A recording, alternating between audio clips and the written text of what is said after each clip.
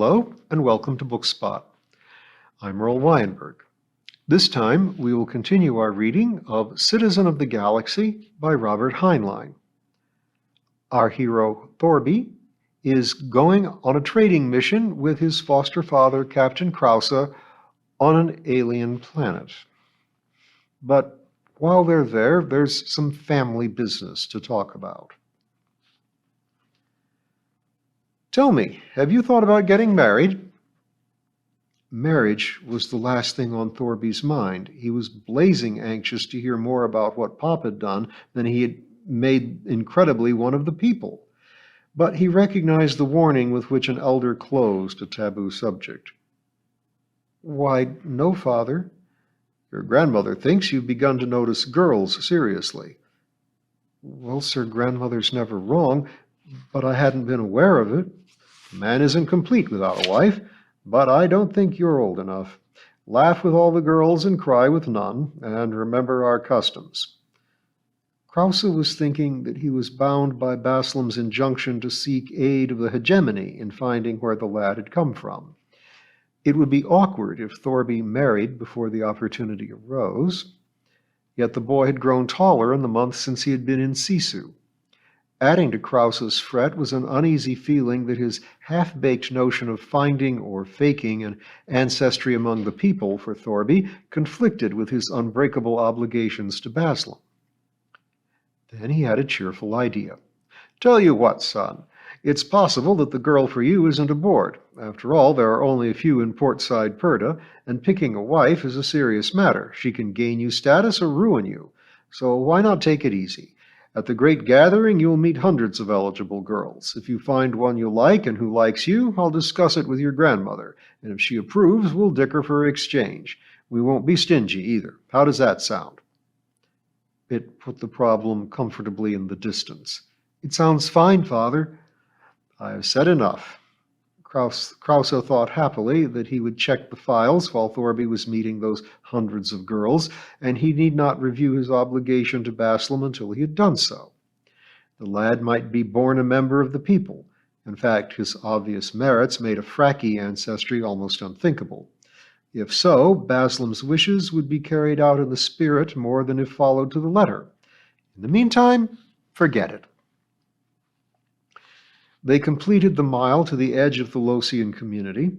Thorby stared at sleek Losian ships and thought uneasily that he had tried to burn one of those pretty things out of space. Then he reminded himself that Father had said it was not the fire controlman's business to worry about what target was handed him. When they got into city traffic, he had no time to worry. Losians do not use passenger cars, nor do they favor anything as stately as a sedan chair. On foot, they scurry twice as fast as a man can run. In a hurry, they put on a vehicle that makes one think of jet propulsion. 4 and sometimes 6 limbs are encased in sleeves which end in something like skates. A framework fits the body and carries a bulge for the power plant. What sort, Thorby could not imagine. Encased in this mechanical clown suit, each becomes a guided missile, accelerating with careless abandon, showering sparks, filling the air with ear-splitting noises, cornering in defiance of friction, inertia, and gravity, cutting in and out, never braking until the last second. Pedestrians and powered speed maniacs mix democratically, with no perceptible rules. There seems to be no age limit for driver's licenses, and the smallest Losians are simply more reckless than their elders. Thorby wondered if he would ever get out into space alive. A Losian would come zipping toward Thorby on the wrong side of the street. There was no right side. Squeal to a stop almost on Thorby's toes, zig aside while snatching breath off his face and heart out of his mouth, and never touch him. Thorby would jump. After a dozen escapes, he tried to pattern himself after his foster father. Captain Krause plowed stolidly ahead, apparently sure that the wild drivers would treat him as a stationary object. Thorby found it hard to live by that faith, but it seemed to work. Thorby could not make out how the city was organized. Powered traffic and pedestrians poured through any opening, and the convention of private land and public street did not seem to hold. At first, they proceeded along an area which Thorby classified as a plaza. Then they went up a ramp through a building which had no clear limits, no vertical walls, no defined roof, out again and down through an arch which skirted a hole. Thorby was lost. Once he thought they must be going through a private home. They pushed through what must have been a dinner party, but the guests merely pulled in their feet. Krause stopped. We're almost there, son. We're visiting a Frackie who bought our load. This meeting heals the trouble between us caused by buying and selling. He has offended me by offering payment. Now we have to become friends again. We don't get paid? What? What would your grandmother say? We've already been paid. But now I'll give it to him free, and he'll give me the thorium just because he likes my pretty blue eyes. Their customs don't allow anything as crass as selling. They don't trade with each other? Of course they do. But the theory is that one Frackie gives another anything he needs. It's sheer accident that the other happens to have money that he is anxious to press on the other as a gift, and that the two gifts balance. They are shrewd merchants, son. We never pick up an extra credit here. And why this nonsense? Son, if you worry about why Frackie do what they do, you'll drive yourself crazy. When you're on their planet, you do it their way. It's good business. Now listen, we'll have a meal of friendship, only they can't or they'll lose face. So there will be a screen between us. You have to be present because the Losians' son will be there, only it's a daughter. And the Frackie I'm going to see is the mother, not the father. Their males live in Purda, I think. But notice that when I speak through the interpreter, I use the masculine gender. Why? Because they know enough about our customs to know that masculine gender means the head of the house. It's logical if you look at it correctly. Thorby wondered, who was the head of the family? Father or grandmother? Of course, when the chief officer issued an order, she signed it by order of the captain, but that was just because, no. Well, anyhow, Thorby suddenly suspected that the customs of the family might be illogical in spots. But the captain was speaking. We don't actually eat with them. That's another fiction. You'll be served a green, slimy liquid. Just raise it to your lips. It would burn out your gullet. Otherwise, Captain Krause paused while the Losian scorcher avoided the end of his nose. Otherwise, listen so that you'll know how to behave next time. Oh, yes, after I ask how old my host's son is, you'll be asked how old you are. Your answer is 40. Why? Because that is a respectable age in their years for a son who is assisting his father. They arrived and seemed still to be in public, but they squatted down opposite two Losians while a third crouched nearby. The screen between them was the size of a handkerchief. Thorby could see over it. Thorby tried to look, listen, and learn, but the traffic never let up. It shot around and cut between them with happy, shrill racket. Their host started by accusing Captain Krause of having lured him into a misdeed. The interpreter was almost impossible to understand, but he showed a surprising command of scurrilous interlingua. Thorby could not believe his ears and expected that father would either walk out or start trouble. But Captain Krause listened quietly, then answered with real poetry. He accused the Losian of every crime from barratry to mopery and dopery on the spaceways. This put the meeting on a friendly footing. The Losian made them a present of the thorium he had already paid, then offered to throw in his sons and everything he possessed. Captain Krause accepted and gave away the sisu with all contents. Both parties generously gave back the gifts. They ended at status quo, each to retain as a symbol of friendship what each now had. The Losian, many hundredweight of virga leaf, the trader, slugs of thorium. Both agreed that the gifts were worthless, but valuable for reasons of sentiment. In a burst of emotion, the Losian gave away his son, and Krause made him, or her, a present of Thorby. Inquiries followed, and it was discovered that each was too young to leave the nest. They got out of this dilemma by having the sons exchange names, and Thorby found himself owner of a name he did not want and could not pronounce. Then they ate. The horrid green stuff was not only not fit to drink, but when Thorby inhaled, he burned his nostrils and choked. The captain gave him a reproving look. After that, they left. No goodbyes, they just walked off. Captain Krause said meditatively while proceeding like a sleepwalker through the riot of traffic, "Nice people for Frackie, never any sharp dealing and absolutely honest. I often wonder what one of them would do if I took him up on one of those offers. Pay up, probably." "Not really." "Don't be sure. I might hand you in on that half-grown Losian." Thorby shut up. Business concluded, Captain Krause helped Thorby shop and sightsee, which relieved Thorby because he did not know what to buy, nor even how to get home. His foster father took him to a shop where interlingo was understood.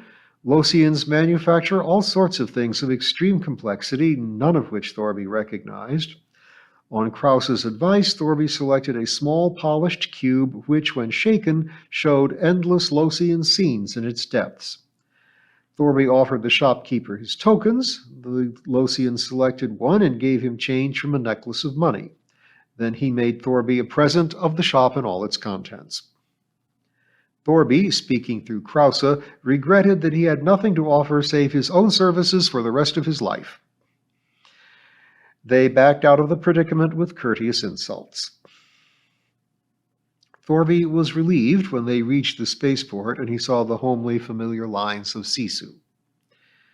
When Thorby reached his bunkie, Jerry was there, feet up and hands back of his head. He looked up and did not smile. "Hi, Jerry." "Hello, Thorby." "Hit dirt?" "No." "I did. Look what I bought." Thorby showed him the magic cube. "You shake it and every picture's different." Jerry looked at one picture and handed it back. "Very nice." "Jerry, what are you glum about? Something you ate?" "No." "Spill it."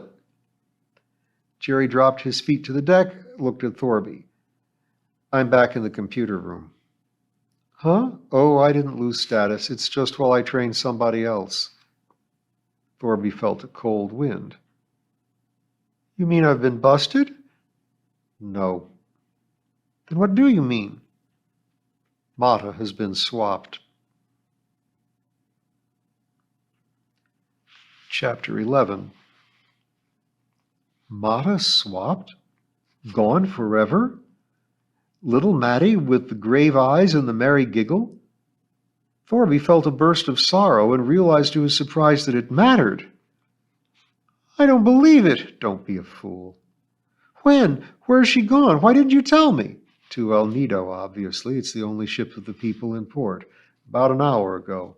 I didn't tell you because I had no idea it was coming, until I was summoned to Grandmother's cabin to say goodbye."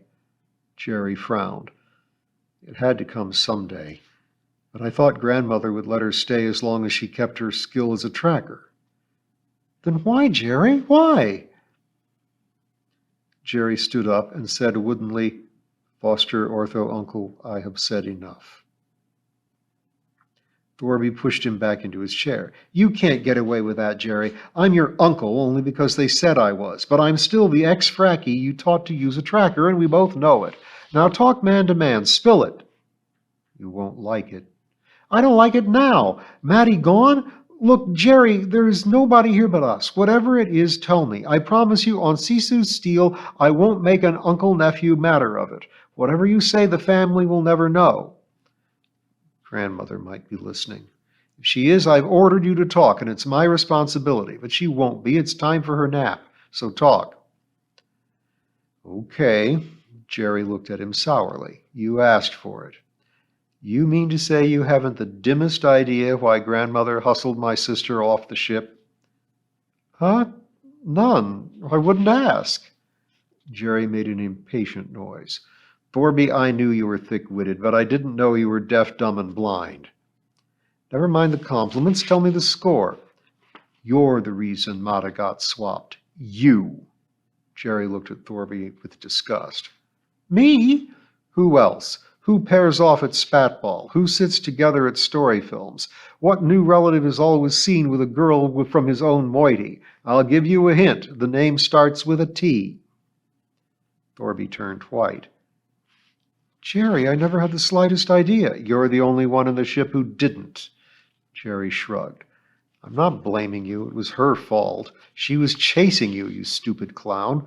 What I can't figure out is why you didn't know. I tried to give you hints. Thorby was as innocent of such things as a bird is of ballistics. I don't believe it. Doesn't matter whether you do or don't. Everybody else saw it.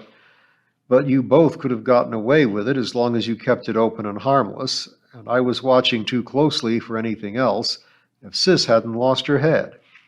Huh? How? Sis did something that made Grandmother willing to part with a crack fire controlman. She went to Grandmother and asked to be adopted across moiety lines. In her simple, addle-pated way, she figured that since you were adopted in the first place, it didn't really matter that she was your niece. Just shift things around, and she could marry you. Jerry grunted.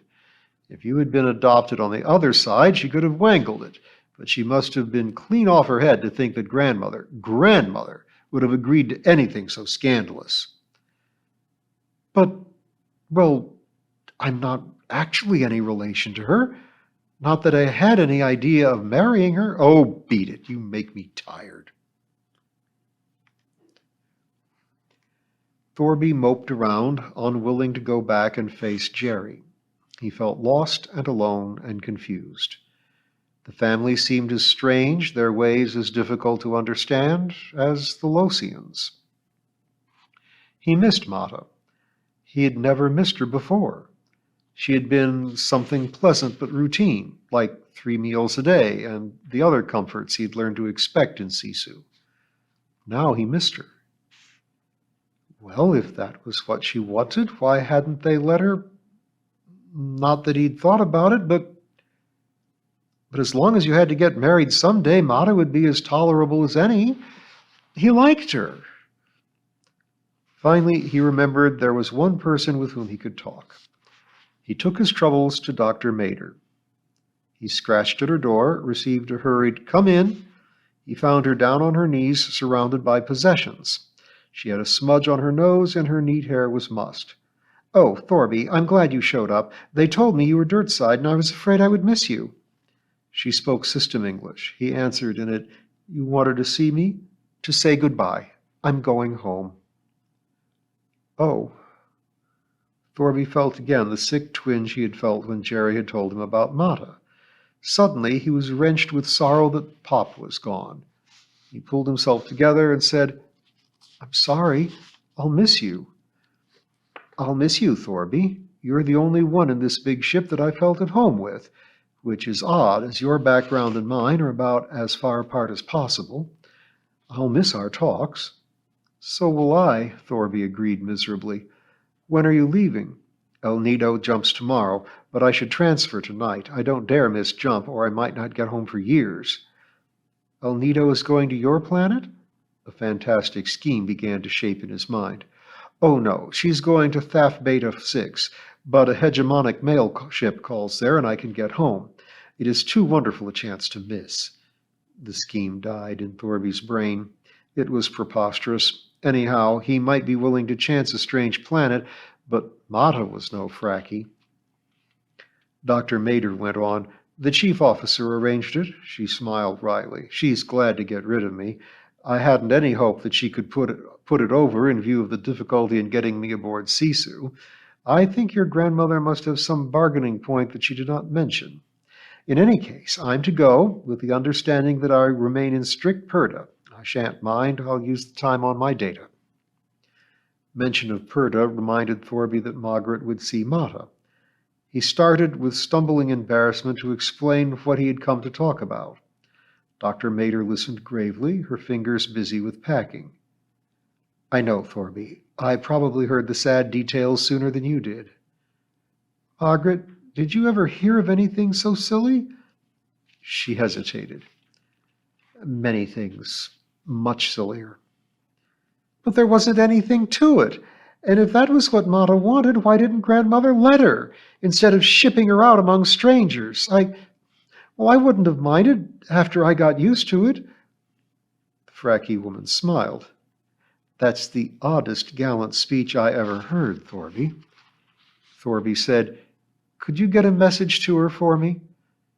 Thorby, if you want to send her your undying love or something, then don't.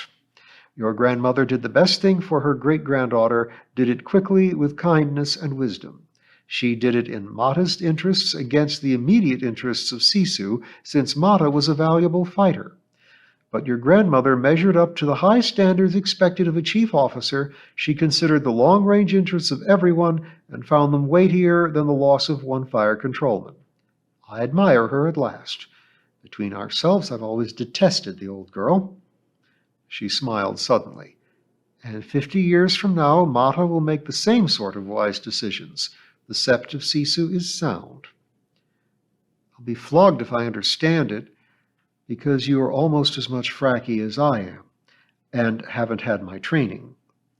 Thorby, most things are right or wrong only in their backgrounds. Few things are good or evil in themselves, but things that are right or wrong according to their culture really are so.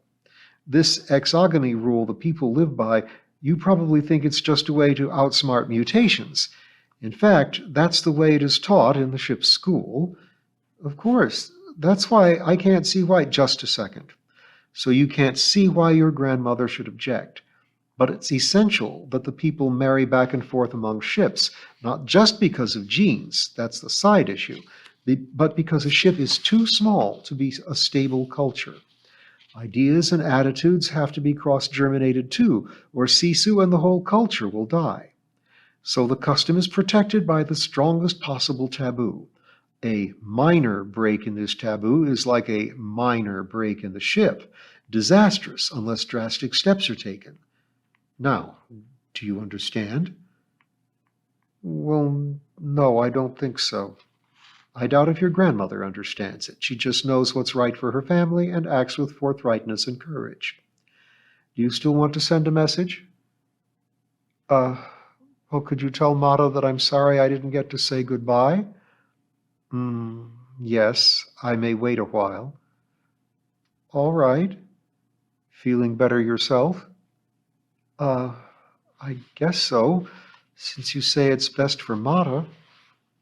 Thorby suddenly burst out, But Margaret, I don't know what is the matter with me. I thought I was getting the hang of things. No, it's all gone to pieces. I feel like a Frackie, and I doubt if I'll ever learn to be a trader.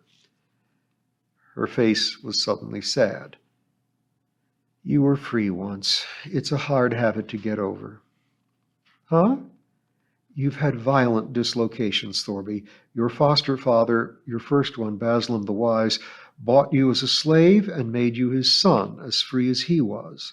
Now your second foster father, with the best of intentions, adopted you as his son and thereby made you a slave. Why, Margaret, Thorby protested, how can you say such a thing? If you aren't a slave, what are you? Why, I'm a free trader.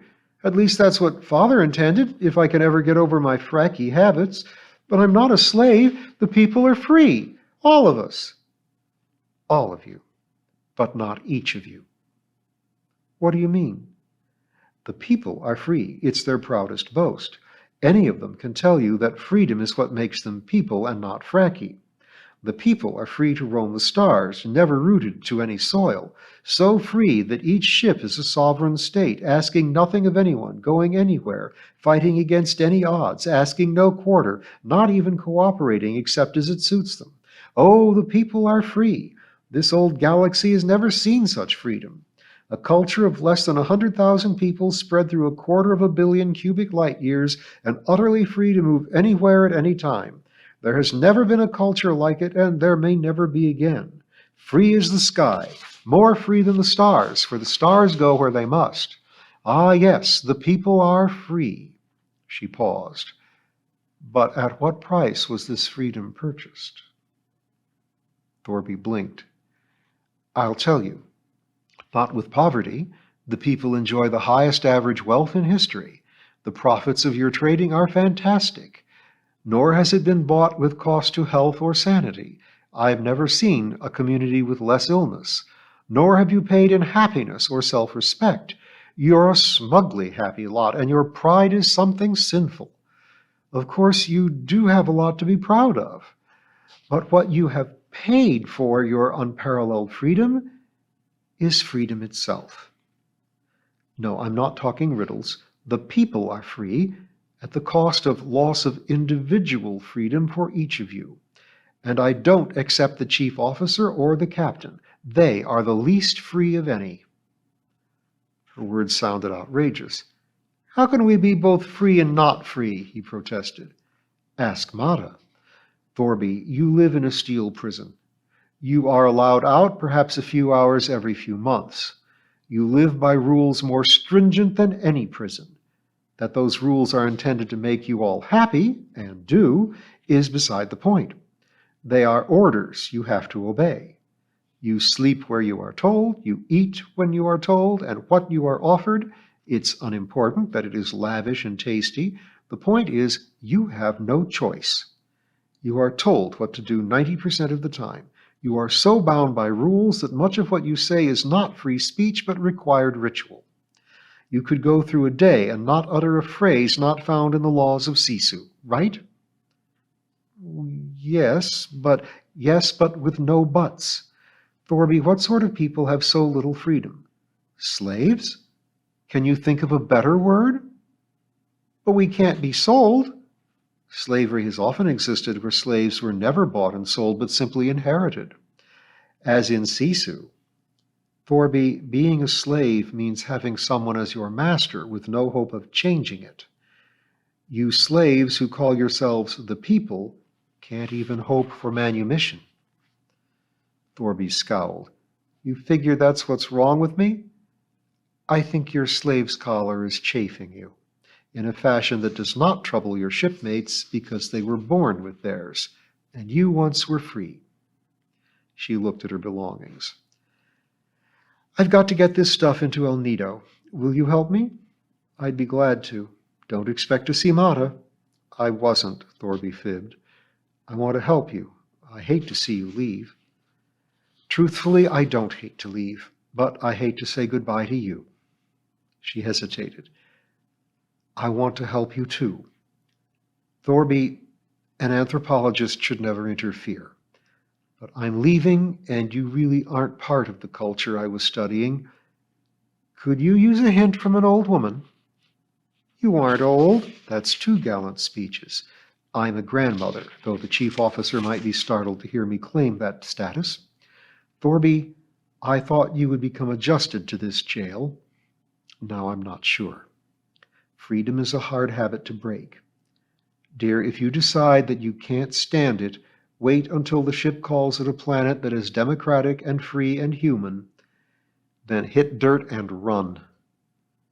But Thorby, do this before grandmother decides to marry you to someone, because if you wait that long, you're lost.